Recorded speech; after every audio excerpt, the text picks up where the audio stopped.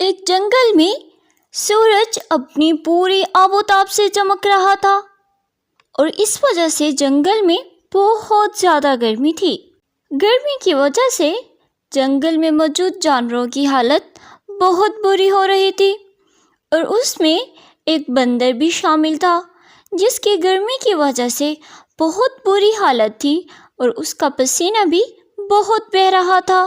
گرمی اتنی زیادہ تھی کہ بندر برداشت ہی نہیں کر پا رہا تھا۔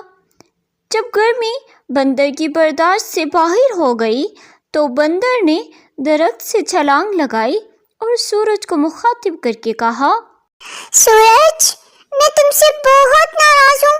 اور پھر وہ سورج پر بہت زیادہ غصہ کرنے لگا اور کہا، بے وقوف سورج، کیا تم نہیں دیکھ سکتے کہ تم گرمی سے ہمیں جلا رہے ہو؟ اتنی تپش کر رہے ہو تم۔ سورج کو تو کبھی کسی نے اتنے غصے سے مخاطب ہی نہیں کیا تھا اور نہ اس طرح سے کچھ کہا تھا، اور خاص طور پر کسی جانور نے۔ سورج کو بہت زیادہ برا لگا اور وہ بہت ناراض ہو گیا۔ آخر کار سورج نے اپنا کام کیا اور وہ بادلوں کے پیچھے جا کر چھپ گیا اور وہ بہت مایوس نظر آنے لگا۔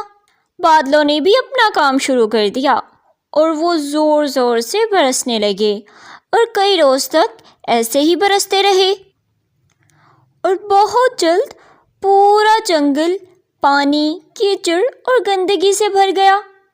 پانی تو خشک ہونے کا نام ہی نہیں لے رہا تھا کیونکہ سورج تو بادلوں کے پیچھے چھپا ہوا تھا۔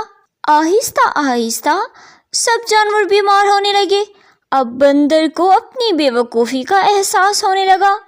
بندر نے بڑی آہستگی اور شرمندہ سی حالت میں سورج کو مخاطب کیا اور کہنے لگا، سورج، آئی ایم سوری۔ پیارے سورج، پلیز مجھے معاف کر دو۔ آج کے بعد میں کبھی آپ کو برا بھلا نہیں کہوں گا۔ میں اپنے کہے پر بہت زیادہ شرمندہ ہوں۔ ایسی کوئی بات دوبارہ کبھی نہیں کروں گا۔ سورج نے بھی بندر کی سوری ایکسیپٹ کر لی اور پھر سے آب و تاب سے چمکنے لگا اور جنگل کے سب جانور صحت مند ہو گئے اور جنگل میں خوشی کے دن واپس آ گئے۔ گندگی اور کیچڑ بھی ختم ہو گیا۔ تو پیارے بچوں، ہمیں اس سے کیا سبق ملتا ہے؟ ہمیں ہر ایک کو اپنا کام کرنے دینا چاہیے۔ اس کے کام میں ہمیں رکاوٹ نہیں کھڑی کرنی چاہیے۔